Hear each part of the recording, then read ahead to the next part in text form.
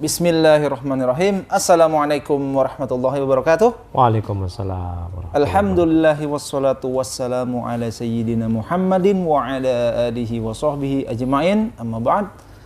Ya, teman-teman di channel Sanggah Syubhat TV, balik lagi bersama kita di sini yang insya Allah dalam beberapa menit ke depan kita akan bahas mengenai ya seperti biasa ya, Sanggah Syubhat dari beberapa fenomena-fenomena yang terjadi ya, kita bahas di sini nih. Dan alhamdulillah Ustadz sudah berada di sini. Gimana kabarnya Ustadz? Alhamdulillah. Sehat? Alhamdulillah. Alhamdulillah ya. Jadi gini Ustadz, saya kemarin dapat nih kiriman video dari temen nih. Ada yang posting di FB gitu kan. Tentang masalah udzur bil jahil ya. Jadi itu isinya perdebatan antara Dr. Ali Musri sama Kiai Idrus Ramli gitu kan. Nah, intinya bahwa Dr. Ali Musri itu tidak mengkafirkan seorang bupati yang mengatakan Rasulullah sombong, artinya mencela Rasul lah gitu ya. Nah, bahkan beliau berpendapat bahwa mengkafirkan orang yang mengatakan Nabi sombong itu belum tentu dia itu berniat mencela Nabi gitu. Jadi inilah pemahaman Wahabi. Nah, dia membawakan seperti itu. Nah, dibantah ya kan sama Kiai Idrus Ramli gitu kan. Dan dibawakan kitab karangan dari Imam Ibnu Hajar Al-Haythami gitu kan. Al-Haythami. Bahwa nah, kalau saya perhatikan justru yang mencocoki dengan ajaran Wahabi yang saya tahu gitu, justru malah Kiai Idrus Ramli gitu. Ya. Jadi gimana nih Ustadz terkait klaimnya Dr. Ali Musri tersebut, kita mungkin bisa bahas di sini Ustaz. Kita tonton dulu berarti video. Ya, kita tonton dulu deh cuplikannya nih. Siapa yang bukti fatwa antum itu bupati yang sebelum ini antum kafirkan bukan? Dan kalau udah masuk Wahabi itu udah kafir ya, karena dia tidak bertujuan merendahkan Nabi SAW ketika dia ngomong bahwa Nabi pun sombong. Ingat nggak itu? Ada fatwa antum membahas masailnya antum punya. Sedangkan dalam kasus yang dibicarakan oleh Ali Musri ini, orang yang bersangkutan ceramah di depan orang banyak, gak ada yang mau nembak dia, yang maksa dia. Dia seenaknya saja bilang junjungan kita baginda Rasulullah SAW sombong, dan ada yang maksa. Maka kufur dia ini, dan ini sudah dijelaskan oleh para ulama saudara-saudara di dalam berbagai kitab. Ya, Al-Imam Al-Qadhiyat dikutip oleh Al-Imam Ibnu Hajar Al-Haythami. Ini kitab Al-I'lam bi Qawaid al-Islam. Saya bacakan. Man takallama ghairu qasidin lis-sabbi lahu. Orang yang berbicara tanpa bermaksud menistakan Rasulullah, wala mu'taqidin lahu fi jihadihi sallallahu alaihi wasallam, dan dia tidak meyakini kenistaan itu pada baginda Rasulullah SAW, tapi pembicaraannya bi kalimatil kufri, dia mengucapkan kalimat kufur kepada Rasulullah, min laknihi, misalnya melaknat Rasulullah, au sabbihi, menistakan Rasulullah, menghina Rasulullah, au takdzibihi, atau mendustakan, au idhafati ma la yajuzu alaihi, atau menyandarkan sesuatu, menyandarkan sifat yang tidak boleh bagi Rasulullah seperti sombong, itu tidak boleh bagi para nabi, au nafi ma yajibu lahu, atau menafikan sifat yang wajib bagi Rasulullah, mimma huwa fi haqqihi sallallahu alaihi wasallam naqisatun, dari hal-hal seandainya itu terjadi pada baginda Nabi sallallahu alaihi wasallam dianggap kekurangan. Mithla ayyan suba ilaihi ityana kabirat, misalnya menisbatkan Nabi melakukan dosa besar dan lain sebagainya, maka bagaimana di belakang fa hukmuhu al-qatl duna tala'fumin, maka hukumnya orang ini harus dibunuh tanpa ragu-ragu, tanpa pikir panjang. Mengapa? Illa yu'adzaru ahadun fil kufri bil jahalah, karena seseorang tidak bisa diterima alasan dalam kekufuran sebab bodoh. Wala bid'wa zalalil lisan, dan tidak pula dengan alasan dia terpeleset lidahnya, gak ada alasan. Wala bi syai'in mimma dzakarna idza kana aqluhu fi fitratihi saliman, dan Nah, gimana Ustaz? Bismillah, alhamdulillah, salatu wassalamu ala Rasulullah. Setelah kita tonton dengan seksama ya, teman-teman juga di rumah bisa nonton dengan seksama, bahwa apa yang dipaparkan oleh Kiai Haji Idrus Ramli itu dengan hujah yang kuat. Ya, apa yang disampaikan oleh Ustadz Ali Musri itu nggak ada hujah sama sekali.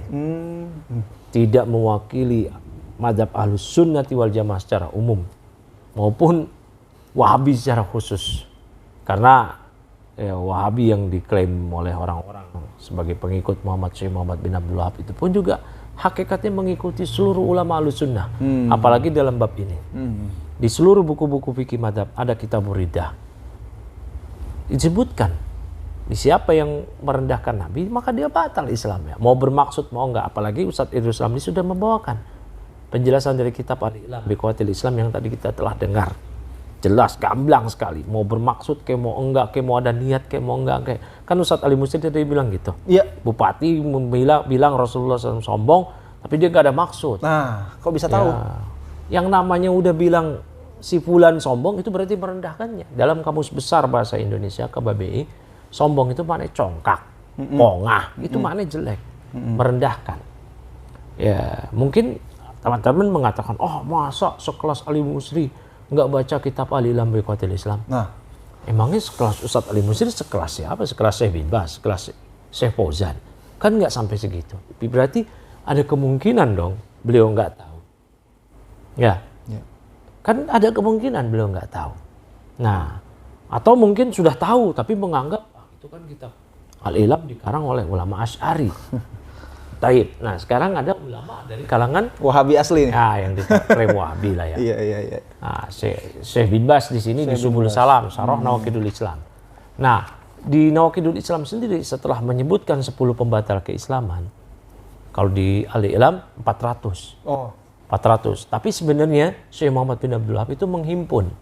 Karena di Al-Ilam itu misalkan mencela atau mengolok-olok itu banyak tuh. Siapa yang mengolok-olok motong kuku di hari Jumat, siapa yang mengolok-olok jenggot, siapa yang mengolok-olok adzan, kafir. Ya, itu kan banyak sekali. Tapi kalau Syekh bin Baz cuma bikin satu cabang. Ya, cuma bikin satu cabang. Nanti bermuara banyak ke situ.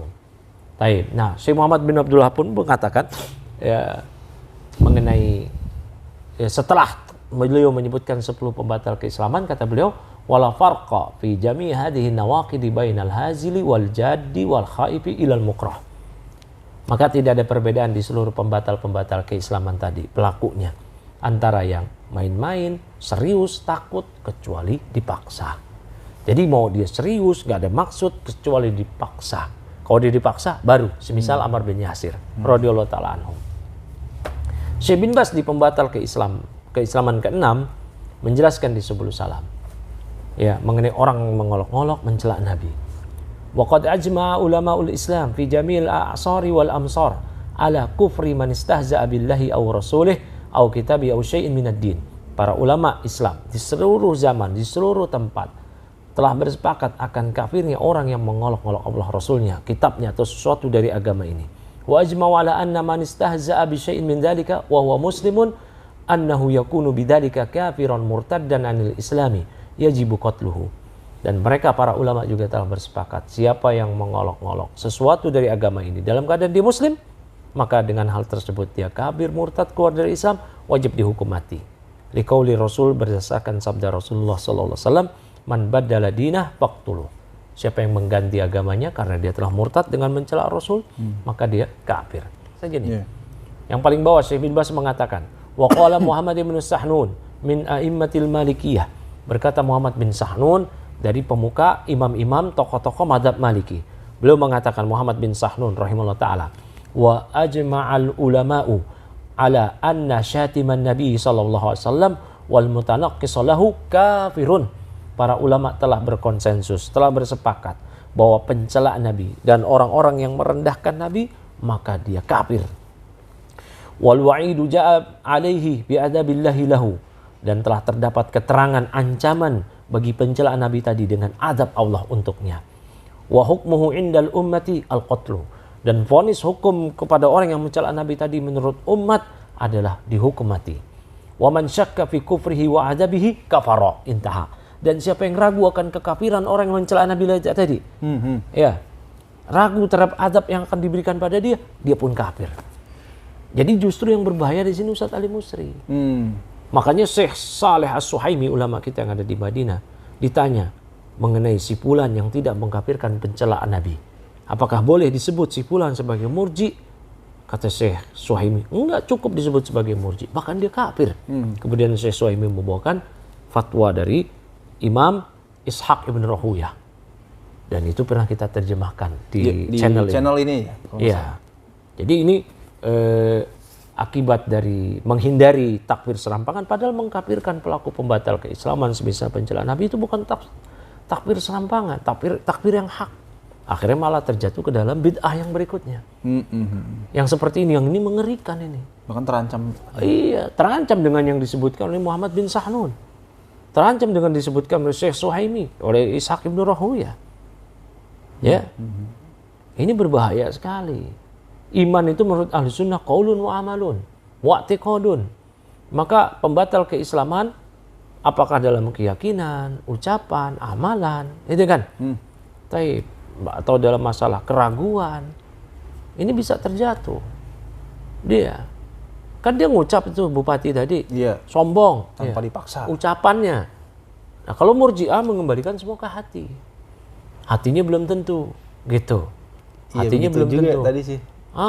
Nah, yang menarik adalah Kiai Haji Yusuf Samli kan dari kalangan Asy'ariyah ya. Asy'ariyah mendefinisikan iman itu tasdik. Namun dalam maqalat Islamiyin, Abul Hasan al-Asy'ari mengatakan iman itu sama seperti yang didefinisikan Ahlussunnah, qaulun wa amalun wa i'tiqadun. Nah, terkadang memang di kalangan ulama ada yang salah mendefinisikan iman, namun tepat dalam praktek penerapan apa itu iman. Semisal madhab fuqaha dari kalangan Hanafiyah, Ahnaf, mereka disebut murji'atul fuqaha. Murji'ah, kenapa? Karena mereka salah menerapkan definisi iman. Mereka mengatakan iman itu qaulun wa i'tiqadun aja. Ucapan dan keyakinan tanpa amalan. Namun dalam prakteknya mereka tetap mengkategorikan amal bagian dari iman.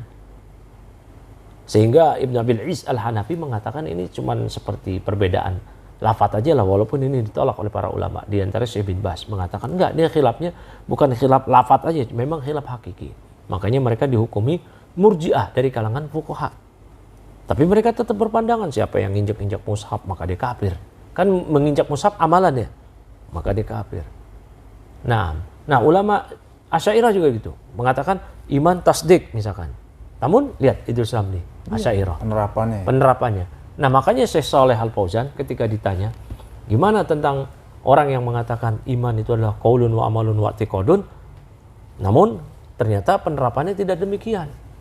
Ya maka kata Syekh Shalih Al Fauzan, nggak bermanfaat. Jadi mereka nggak dapat tuh ucapan yang dikatakan oleh Barbahari, Imam Ahmad. Siapa yang mengatakan iman itu qaulun wa amalun wa i'tiqadun, berarti dia telah berlepas diri dari irja dari awal sampai akhir. Enggak, itu bagi yang menerapkan. Kalau cuma teori iman qaulun wa amalun wa i'tiqadun, tapi prakteknya kembalikan ke kolbu, bisa jadi ada di bupati tadi ada subhat di kepalanya, belum ikumatul hujjah.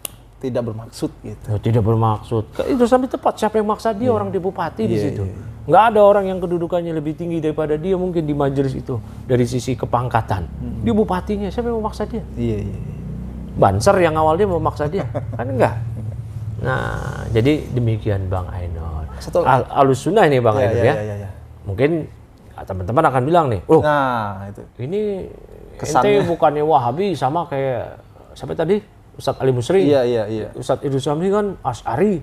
Apalagi kita juga pernah beberapa kali menyanggah Ustadz Idrus Samli. Iya, sering. Ya, Ahlussunnah itu kata Abdurrahman bin Mahdi nggak terikat oleh afiliasi, sehingga pro-nya selalu demikian ke temannya, kontranya selalu ke lawannya. Nggak demikian. Ahlussunnati wal jamaati, kata Abdurrahman bin Mahdi, yaktubuna ma lahum wa ma alaihim, wa ma ahlul ahwa la yaktubuna illa ma lahum. Ya, Ahlussunnah wal Jamaah menulis, menyebutkan yang positif maupun yang negatif untuk mereka. Adapun pengekor hawa nafsu ahlu bid'ah tidaklah menuliskan kecuali yang positif-positif aja buat mereka. Gitu Bang Ainul. Ya kalau ada yang nanya gitu sih, saya mungkin jawab begini Ustaz. Ya dalam hal itu kan dia bukan Ahlussunnah. Boleh nggak gitu? Siapa yang bukan Ahlussunnah? Dr. Ali Musri. Oh iya, enggak, pendapat itu bukan pendapat Ahlussunnah. Iya kan? Iya. Ya kalau ada yang nanya gitu entar jawab gitu aja. Ya, mungkin Ahlussunnahnya ya mungkin syekh-syekh yang diikutin kali, misal Syekh Ibrahim Ruhaili. Nah, itu bukan ya. Kan tadi terancam. Oh ya, ngeri itu. Ngeri kan? Wajib bertobat di situ. Ngeri kali. Baik Ustaz, mungkin sudah jelas ya. Ya. Sekarang. Assalamualaikum. Waalaikumsalam warahmatullahi